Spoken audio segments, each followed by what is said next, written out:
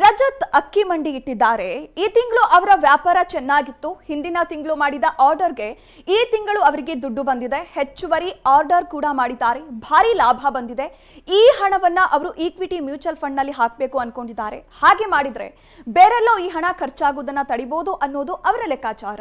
ಆದ್ರೆ ಒಂದೇ ಬಾರಿಗೆ ದೊಡ್ಡ ಮೊತ್ತ ಹಾಕುವುದು ಸರಿಯೇ ಅಥವಾ ಈಗ ಸ್ವಲ್ಪ ಹಣ ಹಾಕಿ ನಂತರ ಮತ್ತೊಂದಷ್ಟು ಹೂಡಿಕೆ ಮಾಡಬೇಕು ಅನ್ನೋದು ಅವರ ಗೊಂದಲ. ಆದ್ರೆ ಆಗಾಗ ಹೂಡಿಕೆ ಮಾಡಿದ್ರೆ ಮಧ್ಯದಲ್ಲಿ ಎಲ್ಲೋ ಬೇರೆ ಕೆಲಸಕ್ಕೂ ಈ ಹಣ ಬಳಕೆಯಾಗ್ಬಿಡಬಹುದು ಅನ್ನೋದು ಅವರ ಆತಂಕ.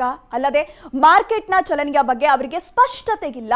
ಕೆಲವು ಬಾರಿ ಮಾರ್ಕೆಟ್ ಏರುತ್ತೆ, ಕೆಲವು ಬಾರಿ ಇಳಿಯುತ್ತೆ. ಹಾಗಾದ್ರೆ ಬನ್ನಿ ರಜತ್ ಚಿಂತೆಯನ್ನ ನಿವಾರಣೆ ಮಾಡೋಣ. ರಜತ್ ರೀತಿಯ ಹೂಡಿಕೆದಾರರು ಲಂಪ್ಸಮ್ ಮೊತ್ತವನ್ನ ಹೂಡಿಕೆ ಮಾಡಬೇಕು. ಸಿಸ್ಟಮ್ಯಾಟಿಕ್ ಟ್ರಾನ್ಸ್ಫರ್ ಪ್ಲಾನ್ ಅಂದ್ರೆ STP ಅನ್ನ ಅವರು ಬಳಸಬೇಕು. ಇದರಲ್ಲಿ ಒಟ್ಟು ಹಣವನ್ನ ಒಂದೇ ಬಾರಿಗೆ ಈಕ್ವಿಟಿಯಲ್ಲಿ ಹೂಡಿಕೆ ಮಾಡುವುದಿಲ್ಲ. ಮೊದಲು ಡೆಟ್ ಫಂಡ್ ನಂತಹ ಲಿಕ್ವಿಡ್ ಫಂಡ್ ನಲ್ಲಿ ಅಷ್ಟು ಹಣವನ್ನ ಹೂಡಿಕೆ ಮಾಡಲಾಗುತ್ತೆ. ಅದರ ನಂತರ ಅದನ್ನ ನಿಧಾನವಾಗಿ STP ಮೂಲಕ ಈಕ್ವಿಟಿ ಮ್ಯೂಚುವಲ್ ಫಂಡ್ಗೆ ವರ್ಗಾವಣೆ ಮಾಡಲಾಗುತ್ತೆ.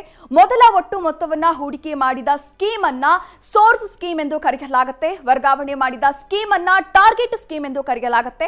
ಡೆಪಾಸಿಟ್ ಮಾಡಿದ ಹಣವನ್ನ ಒಂದು ಸ್ಕೀಮ್ ನಿಂದ ಇನ್ನೊಂದು ಸ್ಕೀಮ್ಗೆ ಅತ್ಯಂತ ಶಿಸ್ತುಬದ್ಧವಾಗಿ STP ವರ್ಗಾವಣೆ ಮಾಡುತ್ತೆ. ಬಹುತೇಕ ಜನರು ನಿರ್ದಿಷ್ಟ ಅವಧಿಗೆ ಈಕ್ವಿಟಿ ಸ್ಕೀಮ್ ನಿಂದ ಡೆಟ್ ಸ್ಕೀಮ್ಗೆ ಹಣವನ್ನ ವರ್ಗಾವಣೆ ಮಾಡ್ತಿರ್ತಾರೆ. ಇದರ ಅವಧಿ ಸಾಮಾನ್ಯವಾಗಿ 6 ತಿಂಗಳು, 1 ವರ್ಷ ಅಥವಾ 2 ವರ್ಷ ಆಗಿರುತ್ತೆ. ಎಷ್ಟು ಬಾರಿ ಹಣವನ್ನ ವರ್ಗಾವಣೆ ಮಾಡಬಹುದು ಎಂಬ ಆಯ್ಕೆಯನ್ನು ಹೂಡಿಕೆದಾರರು ಮಾಡಬಹುದು. ಉದಾಹರಣೆಗೆ ಪ್ರತಿ ವಾರ, ಪ್ರತಿ ತಿಂಗಳು, 3 ತಿಂಗಳಿಗೊಮ್ಮೆ ಅಥವಾ ಇತರ ಯಾವುದೇ ಆಯ್ಕೆಯನ್ನು ಮಾಡಬಹುದು.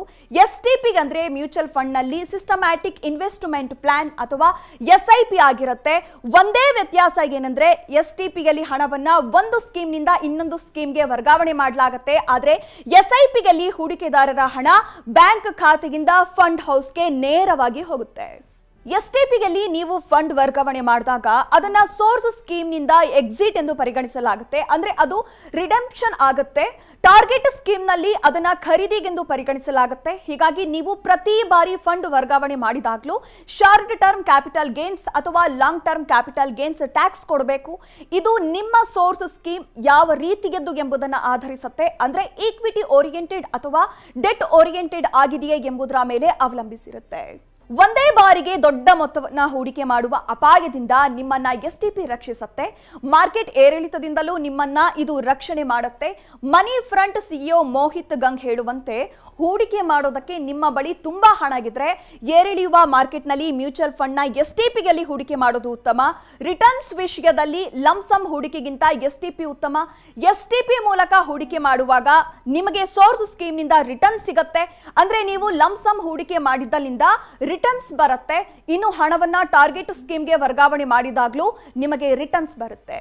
ರಾಹುಲ್ ಬಳಿ 2 ಲಕ್ಷ ರೂಪಾಯಿ ಇದ್ದು ಒಮ್ಮೆ ಈಕ್ವಿಟಿ ಫಂಡ್ ನಲ್ಲಿ ಹೂಡಿಕೆ ಮಾಡಿದ್ರೆ ಆಗ ಪ್ರತಿ ಯೂನಿಟ್ಗೆ 100 ರೂಪಾಯಿನಂತೆ 1 ವರ್ಷದಲ್ಲಿ 200 ಯೂನಿಟ್ಗಳು ಸಂಚಯವಾಗಿರುತ್ತೆ.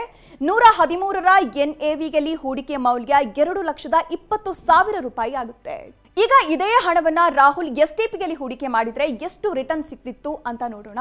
ಒಂದು ಬಾರಿ 2 ಲಕ್ಷ ರೂಪಾಯಿಯನ್ನ ಲಿಕ್ವಿಡ್ ಫಂಡ್ ನಲ್ಲಿ ಹೂಡಿಕೆ ಮಾಡಿದ್ರೆ ಪ್ರತಿ ತಿಂಗಳು ಈಕ್ವಿಟಿ ಫಂಡ್ಗೆ 16,667 ರೂಪಾಯಿಯನ್ನ ವರ್ಗಾವಣೆ ಮಾಡಲಾಗುತ್ತೆ. 12 ತಿಂಗಳವರೆಗೆ 16,667 ರೂಪಾಯಿ ವರ್ಗಾವಣೆ ಮಾಡಿದ ನಂತರ ಲಿಕ್ವಿಡ್ ಫಂಡ್ ನಲ್ಲಿ ಇರುವ ಹಣ ವಾರ್ಷಿಕ 8% ರಿಟರ್ನ್ ಜನರೇಟ್ ಮಾಡುತ್ತೆ ಅಂತ ನಾವು ಊಹಿಸಬಹುದು. ಇನ್ನೊಂದೆಡೆ 16,667 ರೂಪಾಯಿ ಈಕ್ವಿಟಿ ಫಂಡ್ ನಲ್ಲಿ ಡೆಪಾಸಿಟ್ ಆಗುತ್ತೆ. ಅಲ್ಲಿ ಯೂನಿಟ್ಗಳು ಸೇರ್ಪಡೆಯಾಗುತ್ತಲೇ ಹೋಗುತ್ತೆ. 2,055 ಯೂನಿಟ್ಗಳು 1 ವರ್ಷದಲ್ಲಿ ಸಂಚಯವಾಗುತ್ತೆ.